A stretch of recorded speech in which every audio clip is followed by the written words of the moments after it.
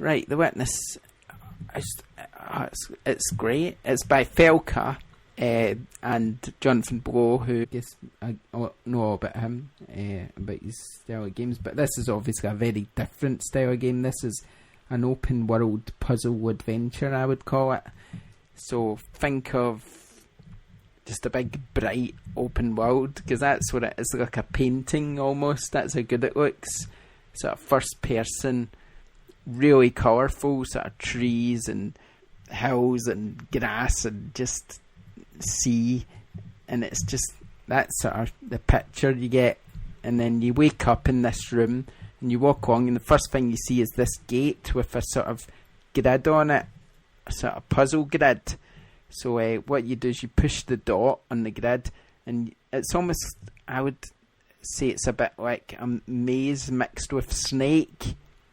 So right. So what you do is you sort of go push this line along to get to the point where you're meant to get to, but obviously the line feels like Snake, if you know what I mean. Now that's the way I would describe the line. So then you solve the puzzle and the door opens, and then you go out, and then you're just met with this massive open world, which is just full of puzzles like this, but they're all different, and it gets so difficult. To begin with, so you can walk around and you see like a little area or a room, or no, it's just got a big open world, and you get like little grids on things. Like you might get a grid on a door, or you might just get them sitting on a little panel somewhere. So it's an open world. Is it a city you're walking around, or a little village? No, it's like just a big world, just a big open sort of. Think of it like a sort of open sort of world, really. And then there's little buildings you can go to, and there's a little church, and there's a sort of lighthouse, stuff like that. So what's the point of solving these puzzles then? I mean, did you get anything from it? You get to open the next area. So like, for instance, you go along to this one place where it's like a little boathouse, I think is the best way to describe it, and you solve the puzzles in there. And then this door opens, but it leads to nowhere. It just sort of leads into sea. And then off the puzzles comes a cable. And the cable, you'll follow the cable round, and then that'll take you to another puzzle. So they're all sort of linked up.